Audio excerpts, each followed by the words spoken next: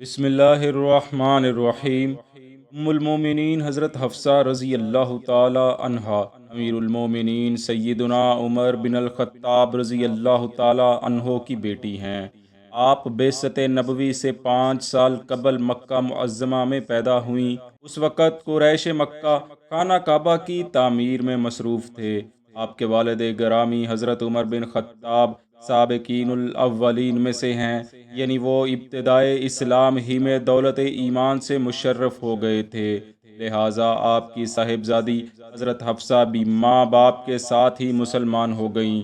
یوں آپ کا شمار ان مسلمان خواتین میں ہوتا ہے جو آغاز اسلام سے ہی دامن اسلام سے وابستہ ہو گئی تھیں۔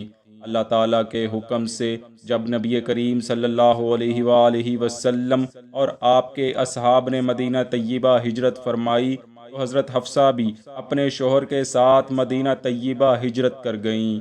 2 ہجری جب غزوہ بدر کا معرکہ برپا ہوا تو مجاہدین اسلام میں آپ کے شوہر بھی شامل تھے، جنہوں نے میدان بدر میں کفار کے پرخچے اڑانے میں کوئی کسر نہ چھوڑی، لیکن میدان جنگ میں ان کو کچھ ایسے کاری زخم آ گئے کہ وہ جاں بر نہ ہو سکے، اور انہی زخموں کی وجہ سے کچھ عرصہ بعد جام شہادت نوش کر گئے۔ بس شوہر کی وفات کے بعد حضرت حفصہ بیوہ ہو گئیں۔ عدت کا زمانہ گزرا تو آپ کے والد گرامی حضرت عمر کو اپنی بیٹی کے نکاح کی فکر لاحق ہونے لگی۔ روایات میں ملتا ہے انہوں نے اس سلسلے میں پہلے حضرت عثمان سے بات کی کہ وہ ان کی بیٹی حفصہ سے شادی کر دیں، لیکن انہوں نے انکار کر دیا۔ اس کے بعد انہوں نے حضرت ابوبکر صدیق سے بات کی، لیکن انہوں نے بھی کوئی مثبت جواب نہ دیا۔ چنانچہ طبقات ابن سعد جلد 8 میں ہے کہ حضرت عمر فرماتے ہیں، میں نے اس بات کا ذکر نبی کریم صلی اللہ علیہ وآلہ وسلم سے کیا۔ میں نے عرض کیا، یا رسول اللہ، میں نے عثمان سے حفصہ کے نکاح کی پیشکش کی، لیکن انہوں نے بے التفاتی سے کام لیا اور میری پیشکش کو ٹھکرا دیا۔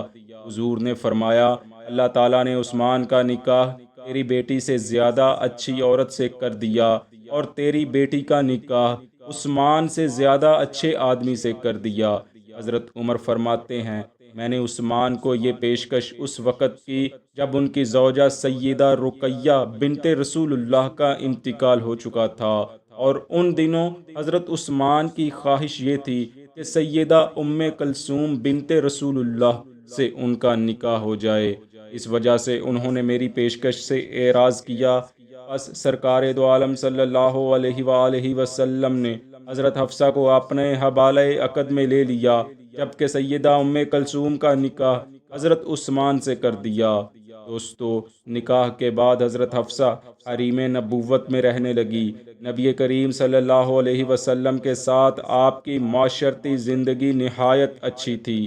حضرت حفصہ چونکہ حضرت عمر ابن خطاب کی صاحبزادی تھیں، اس لیے مزاج میں ذرا تیزی بھی تھی، یعنی بسا اوقات سرکار دو عالم صلی اللہ علیہ وسلم سے روبرو گفتگو کرتی، جس کی وجہ سے گھریلو زندگی میں قدرے شکر رنجی بھی پیدا ہو جاتی۔ یہاں ہم اپنے ناظرین کو بتاتے چلیں کہ بیوی کا یوں شوہر سے روبرو بات کرنا عورت کی وہ آزادی ہے جو حد میں رہتے ہوئے اسلام میں ہر عورت کو دی گئی ہے، جبکہ عرب کے دور جہالت میں ایسا بالکل نہیں تھا۔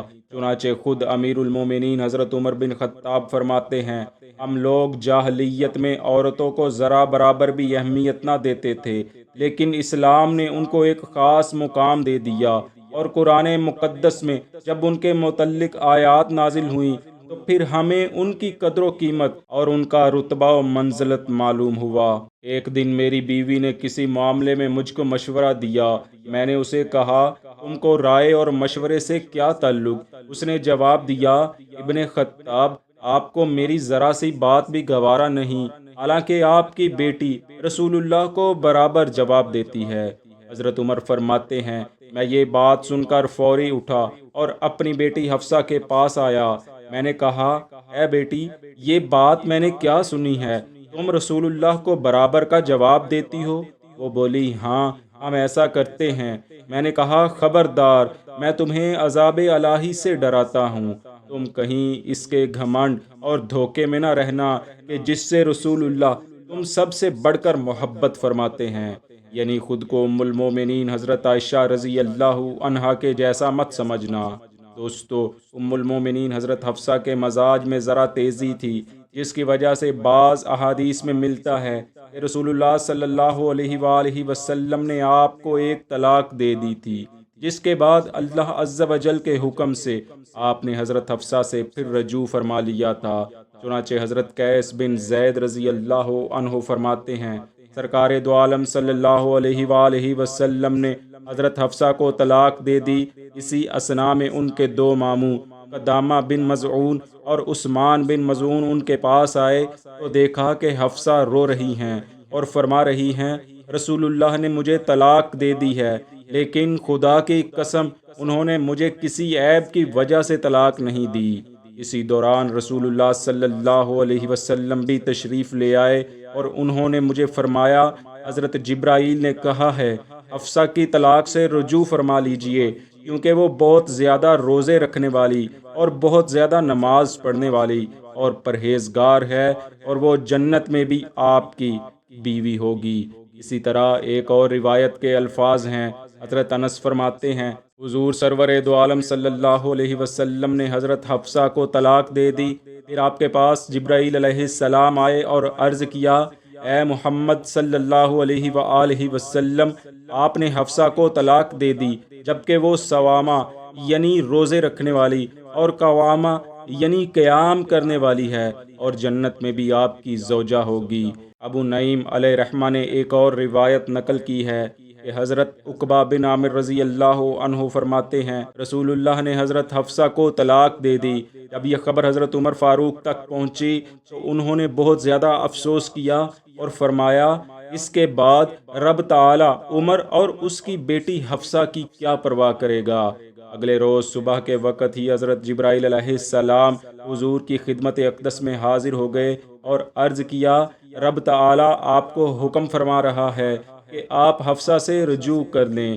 بس رسول اللہ صلی اللہ علیہ وآلہ وسلم نے ام المومنین حضرت حفصہ رضی اللہ عنہا سے رجوع فرما لیا۔